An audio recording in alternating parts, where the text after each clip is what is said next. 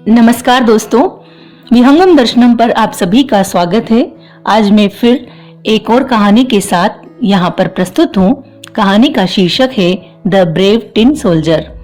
किसी समय की बात है, एक बच्चा अपने माता पिता के साथ रहा करता था। उसके माता पिता उससे बहुत प्यार करते थे। वे उसकी हर इच्छा का ख्याल रखते। बच्चे का घर खिलौने से भरा रहता। उसका अधिकतर समय अपने खिलौनों के साथ खेलते हुए ही बीतता था। उस बच्चे के पास टिन से बने बहुत सारे सिपाही थे। वह इन सिपाहियों के साथ लड़ाई का खेल खेलता था। सिपाहियों से खेलते समय वह बिल्कुल मस्त हो जाता।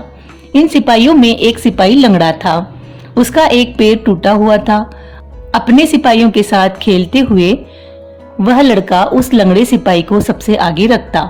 लड़ाई के समय वह उस सिपाही का खूब हौसला बढ़ाता। रात को जब वह लड़का सो जाता तो सभी खिलौने जीवित हो जाते। सारे खिलौने आपस में बातें करने लगते, लेकिन लड़के को इस बात का बिल्कुल भी पता न था। वह एक पैर वाला सिपाही एक प्यारी सी गुड़िया से रोज बातें करता। वह गुड़िया भी टिन की थी। धीरे धीरे उन दोनों में दोस्ती हो गई। एक पैर वाला सिपाही गुड़िया से प्रेम करने लगा था, परंतु उसने अपने मन की बात अभी तक गुड़िया से कही नहीं। दिन में वह लड़का जब सिपाहियों की लड़ाई करवाता तो वह एक पैर वाला सिपाही सबसे आगे मोर्चा संभालता। वह डटकर दुश्मन का मुकाबला करता। उसे विश्वास था कि युद्ध में उसका साहस देखकर गुड़िया उससे अवश्य प्रभावित हो जाएगी। एक रात की बात है, सारे खिलौने आपस में बातें कर रहे थे। तब गुड़िया ने उस सिपाही से पूछा, क्या तुम्हें युद्ध के मैदान में डर नहीं लगता? सिपाही बोला, नहीं, मुझे युद्ध से जरा भी डर नहीं लगता। मैं एक सिपाही हूँ। मुझे युद्ध में अपनी वीरता दिखाने का अवसर मिलता है। मुझे तो दुश्मन को हराने में बहुत ही मजा आता है। एक रात सिपाही ने बड़ी हिम्मत करके अपने मन की बात गुड़िया से कह दी। गुड़िया ने भी उसका प्रेम निवेदन स्वीकार कर लिया। अगले दिन लड़के ने खेलने के बाद सिपाही को खिड़की के पास रख दिया। तभी तेज आंधी आ गई। वह सिपाही खिड़की से नीचे गिर गया। तेज बारिश होने के कारण जगह जगह पानी भरा हुआ था। कुछ समय बाद जब बारिश बंद हुई तो सारे बच्चे अपने अपने घरों से खेलने के लिए बाहर निकल आए। तभी दो बच्चों की नजर जमीन पर पड़े सिपाही पर पड़ी। उन्होंने उसे उठा लिया। सिपाही को देखकर उनमें से एक बच्चा बोला, ये सिपाही तो लंगड़ा है, मैं इसे अपने पास नहीं रखूंगा। परंतु दूसरे लड़के ने उस सिपाही को उठाकर अपनी जेब में रख लिया। फिर उन्होंने देखा कि नाले में पानी के साथ एक कागज की नाव बह रही है।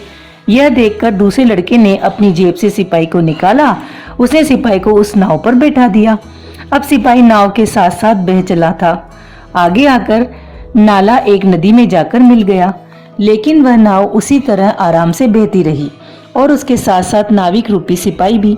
नाव और नाविक को कोई हानि नहीं पहुंची थी।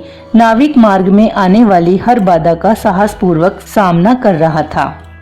जब नाले का पानी नदी में मिला तो नाव नदी की तेज लहरों में घिर गई। वह टिन का सिपाही पानी में गिर पड़ा।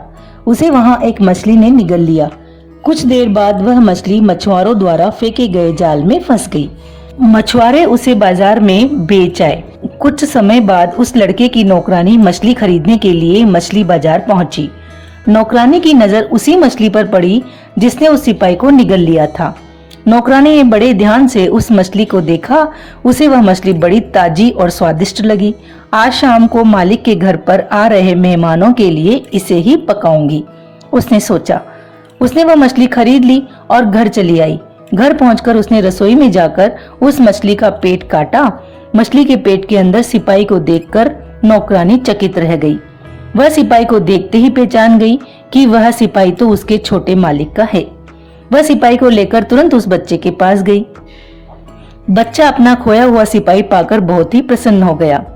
बच्चे ने सिपाही को गुड़िया के पास खिड़की में खड़ा कर दिया। सिपाही को देखकर गुड़िया भी बहुत खुश थी। रात होने पर वह सिपाही से बोली, तुम कहाँ चले गए थे? यहाँ तुम्हारे बिना जरा भी अच्छा नहीं लग रहा था। मैं तो समझ रही थी कि अब मैं तुमसे कभी नहीं मिल पाऊंगी। गुड़िया की बात सुनकर सिपाही बोला, मैं भी यहाँ वापस आकर बहुत खुश हूँ। मैं भी दोबारा मिलने की उम्मीद खो चुका था, लेकिन सौभाग्यवश आज हम दोनों फिर से साथ हैं। लेकिन भाग्य को शायद कुछ और ही मंजूर था। एक दिन कमरे की खिड़की खुली हुई थी। अचानक हवा का एक तेज झोंका आया। वह गुड़िया हवा के तेज झोंके से नीचे गिर गई। नीचे आग जल रही थी। वह सीधे आग में जा गिरी। गुड़िया को आग में गिरा हुआ देखकर सिपाही को बहुत दुख हुआ। वह भगवान से उसे बचाने की प्रार्थना करने लगा, लेकिन गुड़िया का आग से बचना नामुमकिन था। सिपाही को अपने ऊपर गुस्सा आ रहा था। वह अपनी प्यारी गुड़िया को बचा पाने में असमर्थ था। उसकी आंखों के आगे गुड़िया का असहाय मासूम सा चेहरा घूमने लगा। सिपाही ने आग में कूद जाने का निर्णय लिया। वह अच्छी तरह से जानता था कि आग टिन की शत्रु है, फिर भी वह आग में कूद गया। धीरे धीरे आग की गर्मी से टिन पिघलना शुरू हो गया। गुड़िया और सैनिक दोनों आग से पिघल गए। उनके पिघलने से एक दिल की आकृति बन गई।